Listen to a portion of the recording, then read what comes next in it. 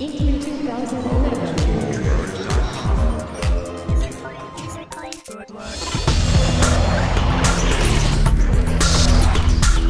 Modern Warfare 3 picks up at the end of Modern Warfare 2, where Russia has invaded the east coast of the United States, as you remember, has wiped out Washington, D.C., and the U.S. is really scrambling to drive them out. So Soap and Captain Price, two characters that you've known and loved from Modern 2, reappear with a new band of heroes in the Special Ops Force Delta in the United States, as well as Special Ops globally, as this becomes a global allied conflict against the Russians. So you'll play with the SAS, with GIGN, and with Special Operations Forces around the world. The battles begin in the harbor of New York City as we push Russia out, and it becomes really a fully global experience. So you have battles in Paris, in Berlin, in London, in Africa, in Prague, across the world. As you know, Modern 2 was a phenomenal game, and we're building on the shoulders of greatness there. So we've been able to add technology and innovation to the engine and really push the hardware as far as it can go. We're excited about that, and I think this year more than ever, we're really taking advantage of everything it has to offer.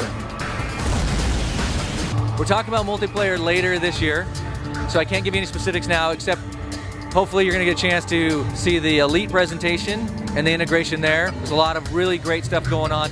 Elite's can integrate with Modern Warfare 3 in a way that is going to bring connectivity, social media, competition, and the ability to improve in ways that we've never had before. So I think that's going to be exciting. And then more on the multiplayer specific later this summer.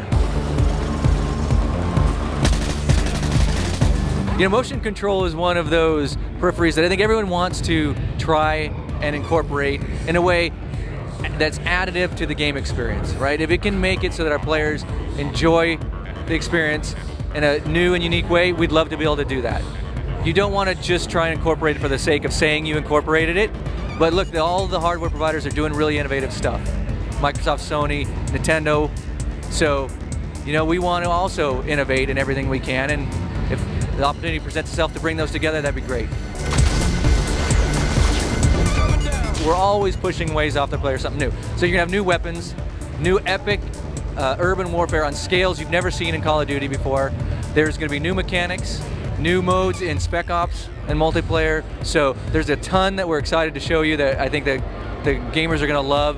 This year, you're gonna play right around the corner here, Spec Ops Survival Mode. Spec Ops Survival Mode is a single player or a co-op experience where you are battling waves of enemies, upgrading your character, and fighting for as long as you can against increasingly difficult waves of enemies. We're real focused on making authentic urban warfare. One of the things you'll see today in our live demos is the XM25, which is an experimental new weapon that the military is putting into action today. So the players, in fact, will be able to play this XM25 called the Punisher before our troops actually have it on the battlefield. So look for that.